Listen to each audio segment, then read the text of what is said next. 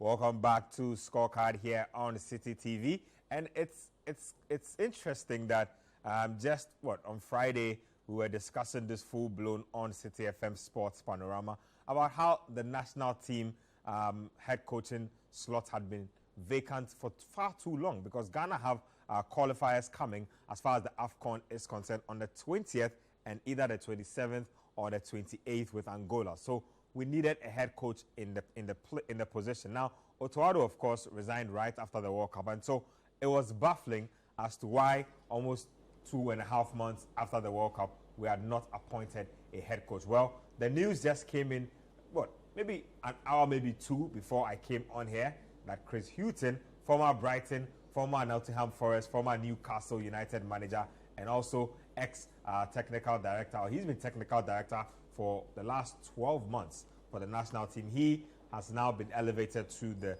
position of national team head coach. Big news. Coach Christopher Nimley is here. Susu Graham of Citi Sports is here as well. Gentlemen, good evening and welcome to the show. It's always a pleasure. Coach. Charlie. Big news to welcome us. Yeah. Long overdue. Truth be told, long overdue.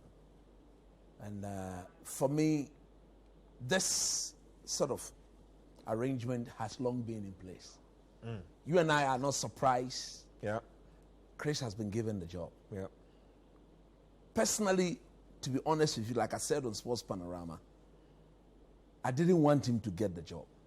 I didn't want anybody from the old guys who took us to the World Cup to get closer to the job. But it's the same technical team there. The only person who's exited was their boss. Yeah. But we are told that Masao Didi Dramani and George Boateng are still going to be what? Assistant Chris Hughton. Yeah. If you look at that, and you look at what actually transpired at the World Cup, yeah, as a Ghanaian, there's some justification for being worried. Let me hold your thoughts there for a second, and let me bring our viewers into this. Viewers, let us know. The text and WhatsApp lines will be on your screen.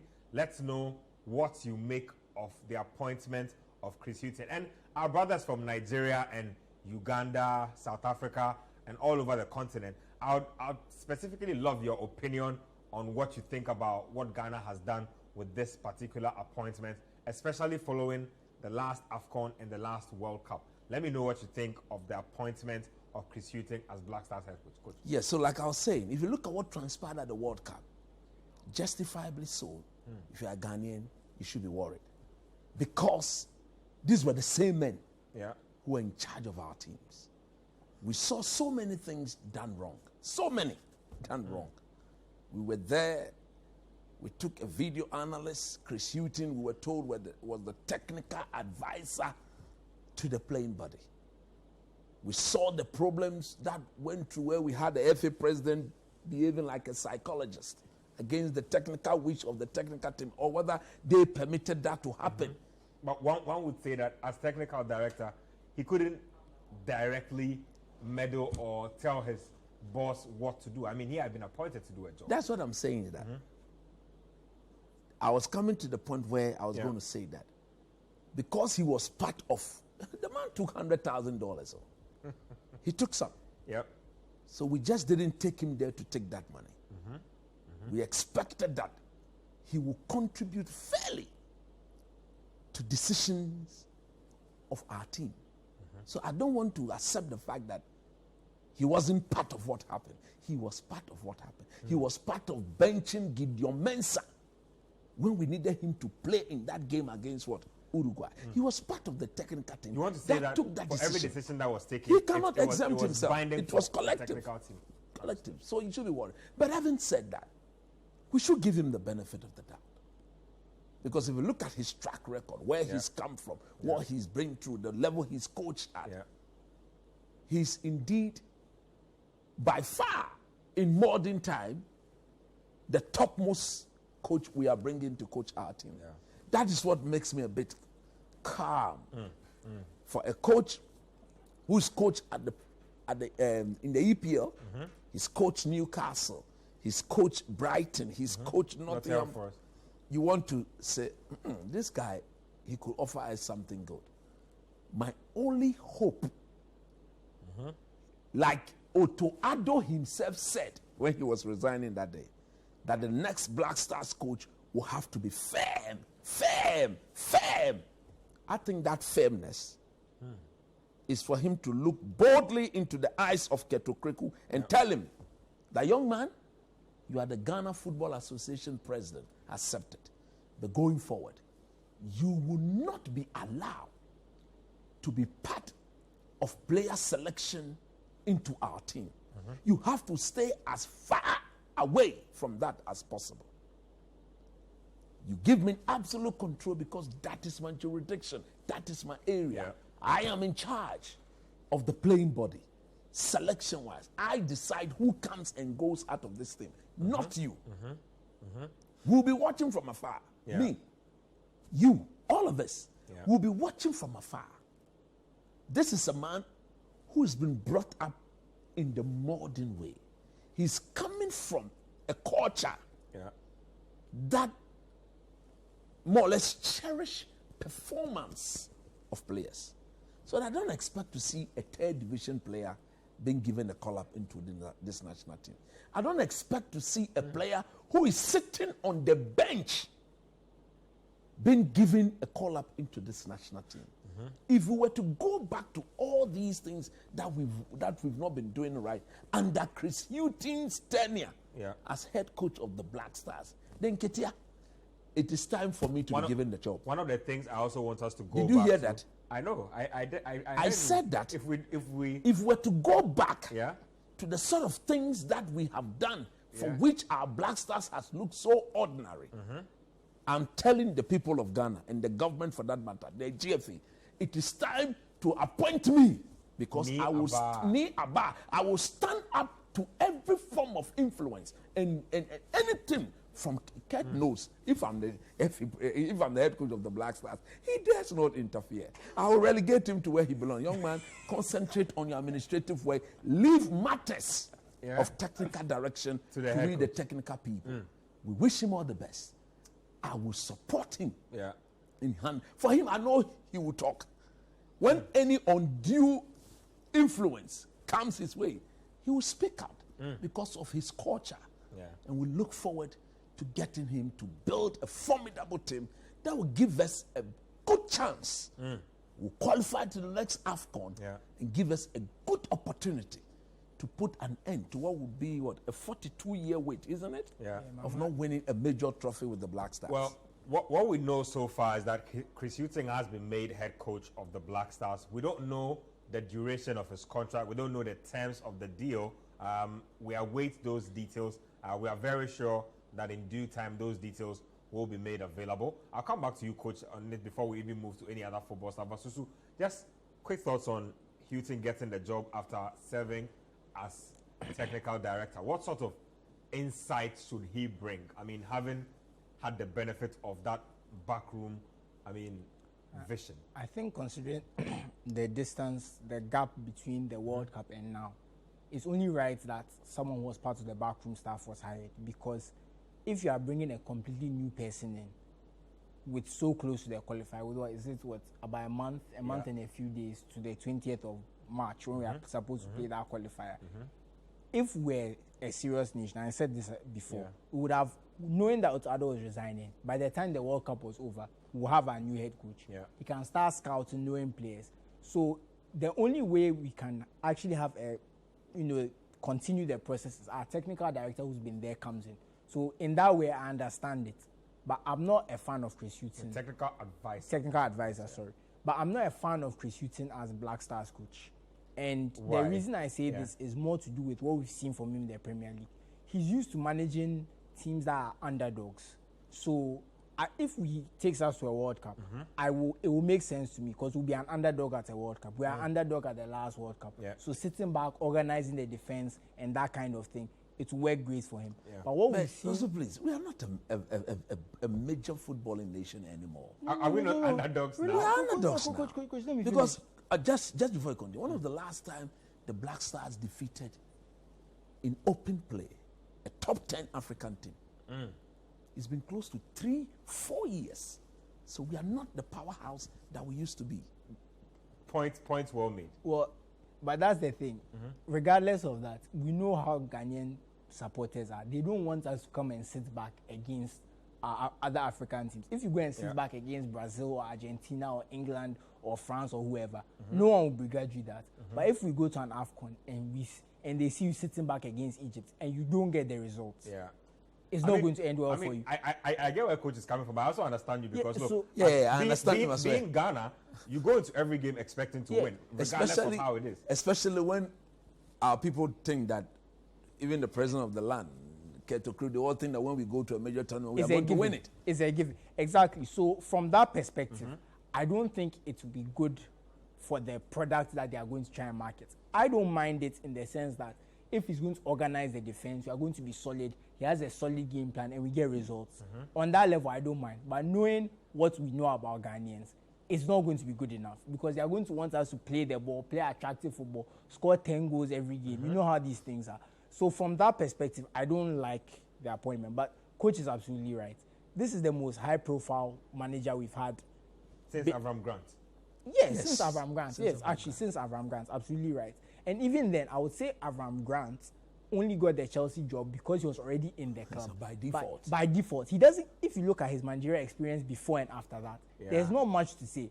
I would say Chris Hughton actually earned his Premier League jobs more than Avram Grant in that sense. So in that sense, he's probably the most polished club coach we've had. Because a lot of these guys from Serbia, if you look at the clubs, you don't know them. They hadn't even coached by Milo. You don't know. Yeah. So in that sense, he's probably the most prestigious coach we've had in years. The last thing I want to point out is, and I sound like I'm criticizing him a lot, but no. The truth is, when you look at what happened with Nottingham Forest last season, and the fact that they were basically in the relegation zone, fired him, were able to fly up the table and push for promotion. The fact that Nottingham Forest fans were completely against him and things, for me, it makes me wonder, has he kind of lost a little bit or something? Or has he learned from his time out? That's the last thing that worries me, that his last job did not go very well. It went very poorly. So that's the one thing that gives me pause. But as for 90% of the games he's going to have to manage, just getting us to an AFCON, and now there's extra World Cup places. I'm not too concerned about even the first round of World Cup qualifying, AFCON qualifying. When we get to the tournament, can he move us beyond round of 16, quarterfinals to semi-finals and final? I think he can get us to a round of 16 at an AFCON very easily. I think he can even get us to a quarterfinal without much sweat. But when it comes to the big games in the quarterfinals and the semi-finals and potentially the final, is he at that level? I'm not sure. I think it is at that level where there wouldn't be a second chance. That is where his tactical, defensive, because at that level, it is the defending, the solid organization at the back that will take you through. So maybe when we get there, just touch on that for me, because I was going to talk about that. Look, we have a lot of young, enterprising, attack-minded players in our team. Now, he was instrumental in bringing a guy like Tariq Lamptey, for instance, into the fold.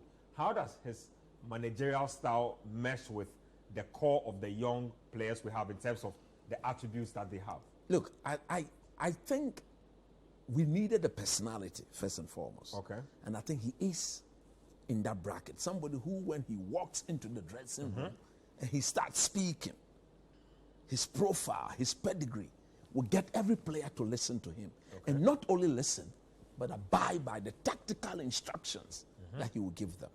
That aside, if you are dealing with young players, you need to get them to be very disciplined. True. And the best way to get them to be very disciplined, if you can cast your mind back a bit to the Milo era, when we went to the AFCON with virtually an inexperienced team. The Michaelisson that we're all hoping for to carry the team in Angola, after that second half against Cote d'Ivoire, got injured at training, and our team became completely young, being led by Richard Olele Kingston with the Samoan as the main man. Almost every player there was very inexperienced. What did Milo do? He actually got these boys to be very disciplined and listen. The advantage here is that when you are working with young players, they are much, much, much easier to control tactically than when you are working with egos. Because if you are working with a young player, he knows he's young Yeah. He knows if he doesn't listen and play according to your directive or your instruction, you're going to boot him out.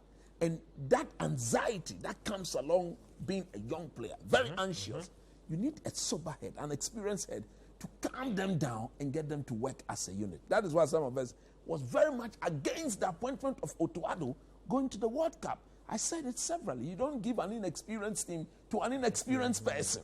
It just doesn't work that way. So I'm very happy. My only wish, I wish he would go back and amend the issues with Joseph Pencil, because the boy is peeved. He's not only peeved that he didn't go to the World Cup, he's peeved with the people at the FA because he believes sincerely that they sabotage his going to the World Cup. That aside, so he needs to amend. If he can go back and talk to Jeffrey Schlupp, go back. Look, I watched Alfred Duncan this evening against Juventus. Absolutely fantastic. Yes, Fiorentina lost the game by a lone goal. But you ask yourself, this is a player bossing the midfield of Fiorentina alongside Amrabat. We all saw the output of Amrabat at the World Cup.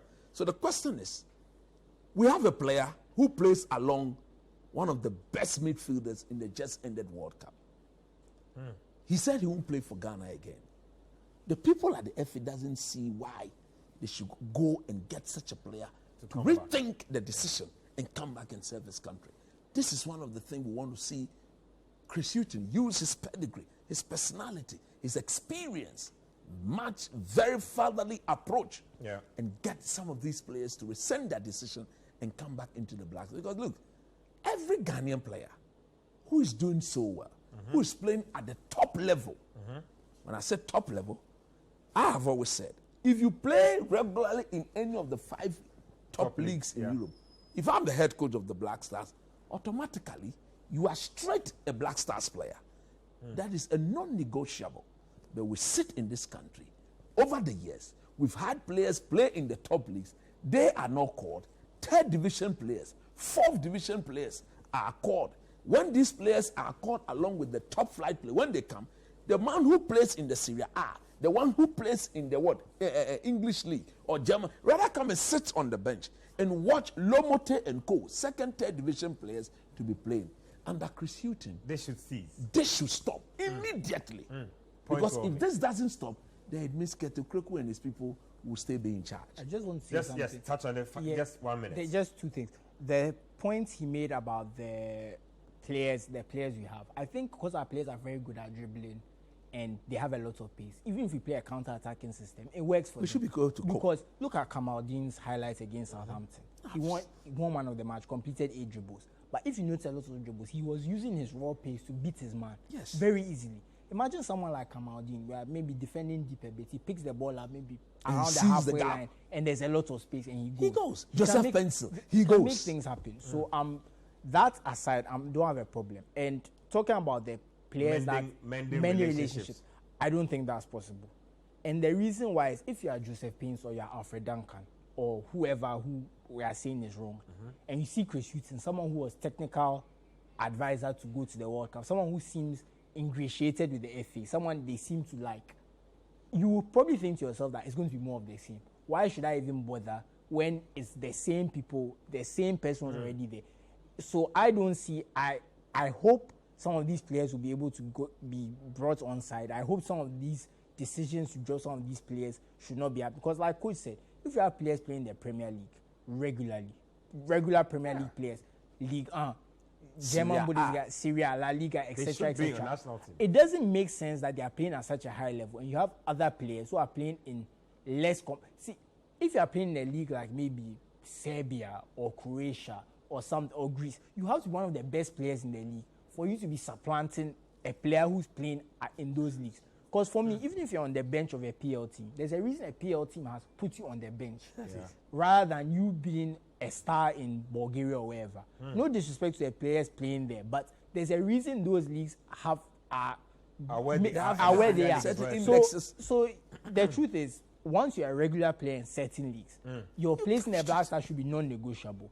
Because it's not like we have an abundance of players. It's not like we have 20 players in the Premier League, 20 in Syria, 20 in France, that you can say that you are picking. You are sports for choice. If you have five in, let's say, La Liga, 5 in the Premier League, 5 in France, by the time you count everything, it's up to 30.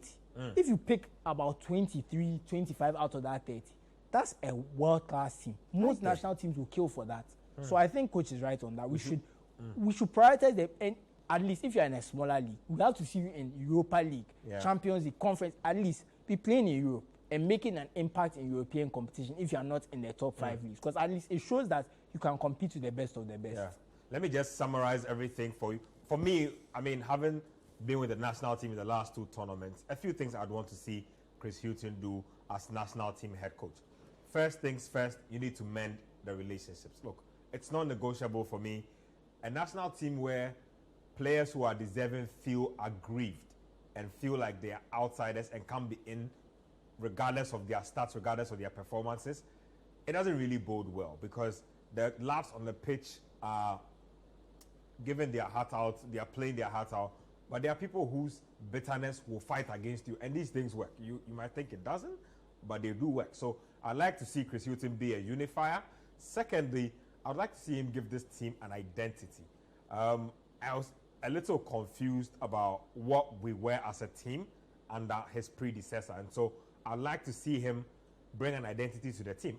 Again, like the lads have said, I don't mind if it's a defensive identity, if it's what will get Ghana to thrive in competitions, because we have the players who can play really well on the counter. We have quick, pacey players.